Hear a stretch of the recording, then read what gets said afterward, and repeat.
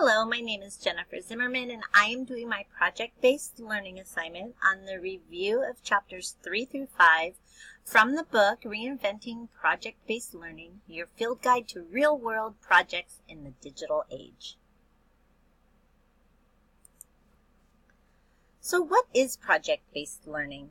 The definition of project-based learning is a teaching method in which students gain knowledge and skills by working for an extended period of time to investigate and respond to an authentic, engaging, and complex question, problem, or challenge. So project-based learning is a dynamic classroom approach in which students actively explore real-world problems and challenges.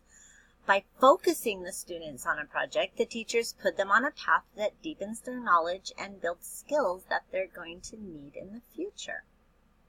The students will use critical thinking, collaboration, and communication. The goals of these projects are to develop and enhance student learning by encouraging critical thinking, problem solving, teamwork, and self-management. The project helps the students learn how to make their own decisions, perform their own research, and review their own fellow students' projects. When the project is finished, the students can then display their completed projects in public, which gives them the chance to grow their public speaking and presentation skills, while explaining their project's outcome to the individuals outside of the classroom. So chapter 3, Imagining the Possibilities. So this chapter focuses on the developmental framework of the project. Good projects connect to the students' interests and experiences, and the textbooks become used more as a reference. So you get to use the pictures inside the textbook and use that as a source of reference for these projects. So what's the big idea? Every grade and subject area at school focuses on big ideas, and so does the world outside school. They identify, reflect, and think. So they identify concepts that you want the students to understand, reflect on why these concepts are important, and think about the importance that the topic would have in life, and think of ways that the students might handle the topics, and how the project will help the students develop important skills. The chapter also goes over 6 essential learning functions and a description of how it relates to digital tools that can be used. So the essential learning functions, number 1, research. That's deep learning with experts, original works, and raw data. Students can interact with experts by using Skype. They can have like a meeting or an interview on Skype with an expert, or they can look at original works on a virtual visit, such as to a museum. Number 2, make ideas visible, express ideas creatively.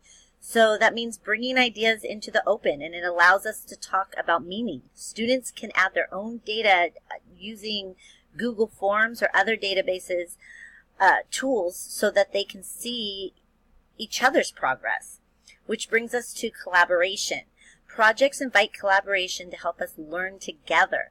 Skype or Google Drive can allow students to collaborate on shared work. Project management helps students bring coherence to their project with tools that support good project management. Students can store paper in Google Drive or in a wiki that has been set up by the teacher. Number 5, reflection and iteration. Encourage reflection and cycles of improvement. Work becomes better with each revision. Students can use blogs to get their thoughts out and get responses from others, or they can use Google Docs, which allows comments and contributions from others. Number 6, finally, supported study or enrichment using open educational resources. This helps students tap into shared textbook courses and curriculum as learning options. Students can create, find, and share free learning resources at curriki.org or take lectures or courses at Khan Academy online, just for a few examples. Chapter 4, Strategies for Discovery. So this chapter focuses on selecting and designing the project. It encourages students to make observations and raise questions about what they are seeing in the world around them. But there are some pitfalls to overcome. Number 1, being long on activity and short on learning outcomes. Sometimes a project may be limited, but you can ask deeper questions like, where can the students go with this idea? Number 2, technology layered over traditional practice. Good projects focus on reaching significant learning outcomes, not just researching and doing a slideshow, kind of similar to a book report or a traditional research paper. We're trying to get away from that and go deeper into learning and investigating. Number 3, trivial thematic units. Thematic teaching is not necessarily project-based learning. Instead of just studying about the ocean, the students may study the lives of fishermen and how fishing has changed over time. It's like taking it a step further. So number 4, overly scripted with many steps. Be wary of doing this. Having too many project plans that have lots of discrete steps. The best projects have students making the critical decisions about the learning plans. Number 5, not enough focus on formative assessment. Assessment needs to happen early and often in PBL so the students can get to quality results by the end of the project. Instead of waiting to the end, we can assess them throughout the project. And assessment that doesn't feel authentic. Make sure that the students have an authentic task, project, and audience for their efforts. A good project will extend investigation in which students design the sub-questions and the ways of trying to answer them because they believe in what they are doing. So one successful project will often lead into another.